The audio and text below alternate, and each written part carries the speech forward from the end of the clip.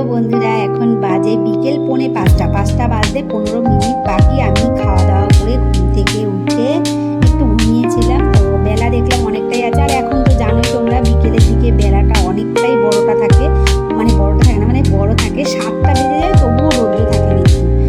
তো আজকে এসেছি আমার এই যে জবা ফুল গাছটা দেখতে পাচ্ছি, এর সাথে আমি যুদ্ধ লাগিয়ে দিয়েছি। কারণ কি বলতো, এই জবা ফুল গাছটা আমার প্রায় 4 বছর হয়ে গেল। তো যারা এই গাছপালার পরিচর্যা করে তাদের কাছ থেকেই শুনেছি আর কি, যে এত বছর হয়ে গেলে গাছটাকে তুলে আবার ঝেড়ে ঝুড়ে ভালো করে মাটি ফেলে তারপরে আবার নতুন করে বসাতে হয়। তো সেই জন্য অনেক দিন ধরেই চেষ্টা করছিলাম, কিন্তু সময় হয়ে উঠছিল না, সাহসও পাচ্ছিলাম না। ভাবছিলাম এত বড় গাছটা যদি মরে যায়।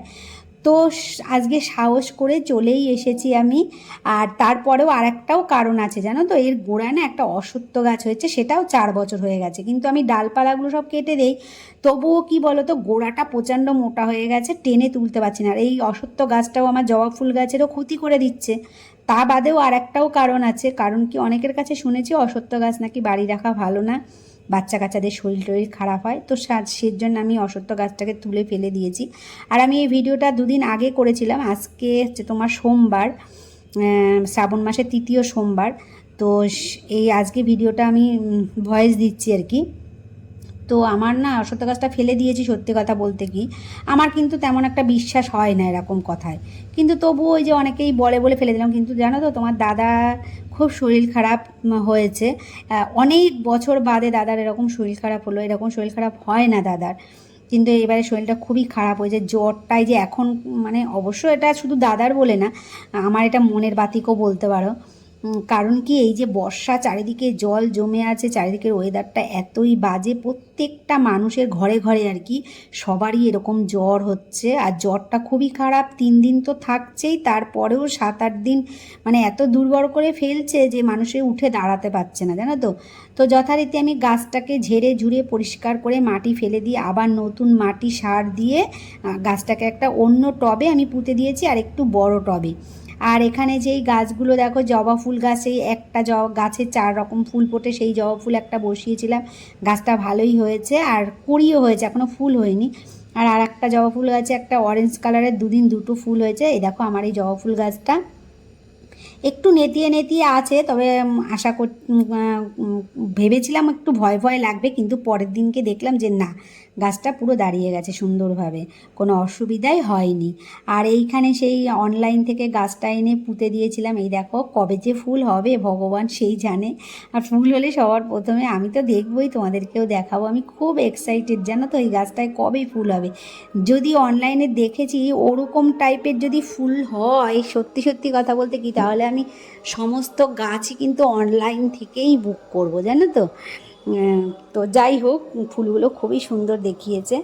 আর এইখানে আমার পাতাবাহার গাছটা হলুদ হলুদ অনেক ফুল দিয়েছে, পাতাবাহার গাছটা। আর এটা ডাল পুঁতেছি আমি, এটা হলো তোমার লক্ষ্মী জবা। এই গাছটাও ধরে গেছে, এটা আমার বোনের মেয়ে ডাল তার বাড়ির থেকে এনে দিয়েছিল। তবে আমার পাতাবাহার গাছটা না, জানো তো, আমি যে তুলে পুঁতেছি আর একটা টবে, ওটা সেই গ্রো ব্যাগেই দিয়েছিল, গ্রো ব্যাগেই ছিল। তো সেখান থেকে আমি তুলে পুঁতেছি। তো জানি না কি হবে, এখনও পর্যন্ত পাতা বেরোয়নি জানো তো, কিন্তু অনেক ফুল দিয়েছে গাছটাতে। আর আমার যে কাটিংগুলো আমি কেটে কেটে পুঁতেছিলাম জবা ফুলের, সব মানে কাটিংগুলোই কিন্তু বেঁচে গেছে, জানো তো। আর এই আমার ছাদের উপরে ছোট্ট বাগানটা একটু একটু করে আমি তৈরি করছি। প্রথমে কিন্তু 2-4টে ছিল, তারপরে আস্তে আস্তে একটু একটু করে করে কিন্তু আমি অনেকটাই করে ফেলেছি। তো এইরকমভাবেই আমি আশা করছি ইউটিউব চ্যানেলটাই আমার একটু একটু করতে করতে অনেক আশায় আছি যে একটু অনেক বড় হবে একদিন। সেই আশাতেই রয়েছি। জানি না যে কবে চ্যানেলটা বড় হবে, তবে আশাতেই তো মানুষ বাঁচে বলো। আর এটা যে দেখছো, আমি কিন্তু বিকেলবেলার পরে আর ওই ছাদের থেকে এসে না আর ভিডিও করিনি। আমি সোজা বসে গেছিলাম মোবাইলে চা খেয়ে, এই মোবাইল না সরি, টিভি দেখতে, সিরিয়াল দেখতে। চাটা খেয়ে এখন রাত্রিবেলায় রুটি বানিয়েছি। রুটির সাথে আজকে করছি হলো আলু পেঁয়াজ দিয়ে কাঁচা লঙ্কা দিয়ে ভাজা, একদম ঝাল ঝাল করে করব রুটি দিয়ে, কিন্তু খুব ভালো লাগে। তোমার দাদার জ্বর হয়েছে তো, মুখে কিছুই খেতে ভালো লাগছে না, তবে এই রকম খাবার দিলে কিন্তু বেশ ভালোই লাগে মুখে, একটুখানি বেশ ঝাল ঝাল, মানে একটুখানি তেল তেল তেল বেশি করে দিয়ে লঙ্কা দিয়ে বেশ ভালো লাগবে। কোন তরকারি তো খেতেই পাচ্ছে না, তবে এটা দিলে ভালো খাবে, তার জন্য এটাই আজকে বানালাম। আর রুটি করা হয়ে গেলে তারপরে তো সবাই খেয়ে দিয়ে শুয়ে পড়বো। তো দেখা হবে কিন্তু আবার কালকে সকালবেলায়। আর আমি এরকমভাবে রুটি করি। তো তোমরা কেমনভাবে রুটি করো? আমি এই দেখো গ্যাসের উপরে দিয়েছি। তবে এই সেদিনকে একটা ভিডিওতে শুনলাম যে এরকমভাবে নাকি রুটি করা নাকি ভালো না, গ্যাসের উপরে ছেঁকে। আমরা আগে উনুনে করতাম না, উনুনের খাওয়াটা নাকি ভালো, গ্যাসের উপর এরকম করে খাওয়া নাকি ভালো না। কিন্তু কি করব বলো, অনেক কিছুই তো আমরা জানি, কিন্তু সব কিছুই তো আর আমরা করতে পারি না, তাই না? সম্ভব হয় না সব কিছু করা। তো জানি না তোমাদের আমার ভিডিওগুলো কেমন লাগে। যদি ভালো লাগে তাহলে লাইক শেয়ার সাবস্ক্রাইব করে আমার পাশে থেকো, আর যদি ভালো নাও লাগে তবুও কিন্তু আমাকে কমেন্ট করে জানিও। গুড মর্নিং সবাইকে। আজকে আরেকটি নতুন দিনে তোমাদের সবাইকে স্বাগত আর আমার অনেক ভালোবাসা। আমি মিঠু লাইফ স্টাইলে। আর এখন দেখো সকালবেলায় আমি আজকে ভাত খাবো কি দিয়ে বলো তো, হচ্ছে তোমার দিয়ে বড়া বানিয়েছি, জানো তো। বড়াটা হলো তোমার আলু সেদ্ধ করে সব রকম মশলা টশলা দিয়ে, একটু চালের গুঁড়ো, একটু ময়দা দিয়ে মেখে, কাঁচা লঙ্কা, জিরে, ধনের গুঁড়ো টুড়ো সব কিছু দিয়ে সুন্দর করে মেখে বড়া বানিয়ে ভাত খাবো। এত সুন্দর লেগেছিল না বড়াগুলো খেতে, দারুণ লেগেছিল কিন্তু বড়াগুলো খেতে খুব ভালো লেগেছিল।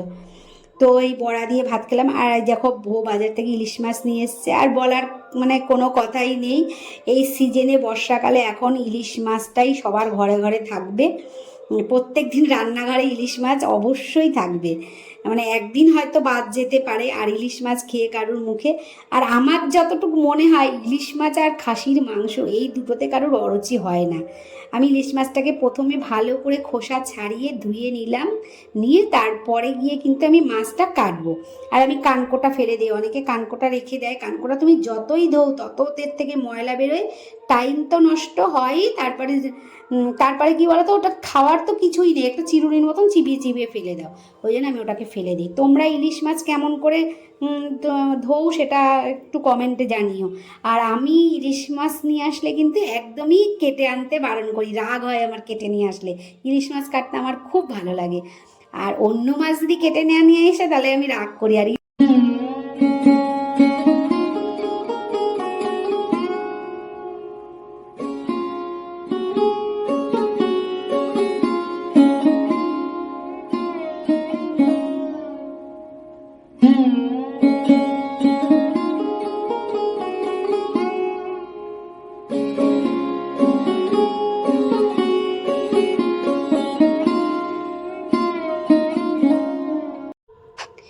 মানুষ কিন্তু এরকমই বিচিত্র, জানো তো। মানুষ যে কি চায় আর কি যে চায় না সেটা মানুষ নিজেই, মানে আমরা নিজেরা জানি না। এই জন্যে বলে যে নিজের মনটাকে আগে ঠিক করো, নিজেকে আগে ভালোবাসো। নিজেকে ভালোবাসা কিন্তু অত্যন্ত জরুরি জিনিস, জানো তো। নিজেকে যদি তুমি ভালোবাসো, নিজেকে যদি তুমি চেনো, তাহলেই তুমি বুঝতে পারবে যে তোমার কোনটা ভালো লাগে, কোনটা তোমার ভালো লাগে না, কাকে তুমি ভালোবাসো, কাকে তুমি ভালোবাসো না। সমস্ত কিছুই তুমি বুঝতে পারবে। নিজের সঙ্গে সময় কাটাতে হবে, নিজেকে বুঝতে হবে, নিজেকে ভালোবাসতে হবে। আমরা শুধু অন্যের পিছনে দৌড়ে যাই। সংসারের পিছনে অবশ্যই আমাদের দৌড়ানো দরকার, ছেলে মেয়ে স্বামী সবারই খোঁজ রাখার দরকার, সবারকেই ভালো রাখার আমাদের দরকার। কিন্তু নিজেদেরকে কিন্তু তার আগেও সবার আগে, তা না হলে তুমি পারবে না তুমি মানে সবাইকে ভালো রাখতে। ওখানে তোমাদেরকে দেখিয়ে দিলাম মাছের ঝাল করেছি। আর এইদিকে আমি আর একটা তরকারিও বসিয়ে দিয়েছি, বাঁধাকপি তৈরি করছি আর কি ইলিশ মাছের মাথা দিয়ে। আর ইলিশ মাছের মাথা দিয়ে আর একটা পদ হবে না, এটা তো হতেই পারে না। তো তার জন্য ইলিশ মাছের মাথা দিয়ে বাঁধাকপি তৈরি করছি। আর আমার স্নান টান হয়ে গেছে, দেখো মাথায় আবার আমি ঘুমটাও দিয়েছি। এই যে আমরা সারাদিন সবার জন্যে ভাবি, সবার জন্যে, সংসারের কে কি খাবে, কার কোনটা খাবারটা কে খাবে, কার কি ভালোবাসে, কে কি ভালোবাসে, সেই জন্যে কিন্তু আমরা সারাদিন চিন্তা করি। কিন্তু আমাদের কথা কিন্তু সংসারের কেউ চিন্তা করার টাইম পায় না। কারণ ওই যে তারা যে করে, তারা যে পয়সা ইনকাম করে। ওখানে দেখো আমসত্ত্ব ভিজিয়েছিলাম, আমসত্ত্ব দিয়ে তোমরা ভাত খাও, আমি আমসত্ত্ব দিয়ে ভাত খাই। আমসত্ত্ব ভিজিয়ে রেখেছিলাম, আমসত্ত্বটা একদম নরম হয়ে যাবে, তারপরে জল থেকে তুলে নিয়ে দুধ দিয়ে মেখে আমসত্ত্ব দিয়ে ভাত খাবো। হেভি লাগে, আমার খুব ভালো লাগে এই সমস্ত খাবারগুলো খেতে, আমার ভীষণই ভালো লাগে। আর এই দেখো বাঁধাকপি বসিয়ে দিয়েছি, আমি বাঁধাকপিটা সবকালেই সিদ্ধ করে নিই, সিজন বলো, অফ সিজন বলো, অন সিজন বলো, সব সিজনেই আমি বাঁধাকপিটা সিদ্ধ করে নিই। বাঁধাকপিটা সিদ্ধ করে যদি তুমি একটুখানি ঠান্ডা হওয়ার পরে একটু চটকিয়ে নাও না, তাহলে রান্না করবে দেখবে একদম মানে মিশে যাবে তোমার, এত সুন্দর হবে। তো জানি না, সবাই হয়তো আমার থেকে বেশি ভালো রাঁধুনি অনেকেই আছে, অবশ্যই আছে। আমি তো কোনো ভালো রাঁধুনির মধ্যেই পড়ি না, তবে আমি যেটুকু জানি তোমাদের সাথে শেয়ার করলাম আর কি। আর আলুটাও সিদ্ধ দিয়েছিলাম, কিন্তু আলুটা আগে তুলে নিয়ে আলাদা রেখে দিয়েছিলাম, একটু সেদ্ধ করে নিয়েছিলাম আলুটা হালকা। তারপর আলুটা ভেজে নিয়ে তারপর বাঁধাকপি দিয়ে দিলাম, ভাজা মাছের মাথাটা দিয়ে দিলাম, এবার একটু জিরে দেবো শুধু, আর কিচ্ছু দেবো না এতে। ইলিশ মাছের গন্ধতেই খাওয়া হয়ে যাবে। আর ইলিশ মাছ ভাজার সময় অনেকটা তেলও ছিল, সেই তেলটাও ওর মধ্যে দিয়ে দিয়েছি। খুব সুন্দর হয়েছিল বাঁধাকপিটা, জানো না তো, এত সুন্দর মানে মানে বাঁধাকপিটা রান্না হয়েছিল, তোমাদেরকে কি বলবো। ওই যেটা বলছিলাম আর কি, কারণ বাড়ির ছেলেরা পয়সা ইনকাম করে, তাদের কাছে বলবে সময় নেই যে তোমাদের কথা ভাবার, বাজারঘাট তো করেই এনে দেয়, যেটা ভালো লাগে তোমরা রান্না করে খাও, এটাই কিন্তু বেশিরভাগ ছেলেরা বলবে। আমরা কি বলেছি যে তোমরা খেও না, তোমরা ঘরে বসে কি খাচ্ছ না খাচ্ছ কী করে বুঝবো, এরকমই কিন্তু বলে। আর ছেলে মেয়েদের কথা বাদ দাও, ওদের এখনও পর্যন্ত সেই বুদ্ধি সেই রকম হয়নি যে মা কি খাবে না খাবে সেটা দেখার। ওরা তো বাচ্চা, যখন বড় হবে, যখন আমরা বয়স হয়ে যাবে আমাদের, তখন আমরা দেখবো যে আমাদের ছেলেমেয়েরা আমাদের জন্য কী করে, তাই না?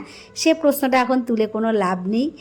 তো যাই, যেটা আর কি বলছিলাম, সেটা আমাদেরকে দেখতে হবে যে আমরা কী খেতে ভালোবাসি। আজকে তোমাদের সাথে মন খুলে অনেক গল্প করলাম। তোমাদের ভিডিওটা কেমন লাগলো অবশ্যই কমেন্ট করে জানিও। আর হাইপ বলে নতুন একটা অপশন এসছে, পারলে হাইপ করে দিও। দেখা হবে আর একটি নতুন ভিডিওতে। সবাই ভালো থেকো, সুস্থ থেকো, সবাইকে টাটা।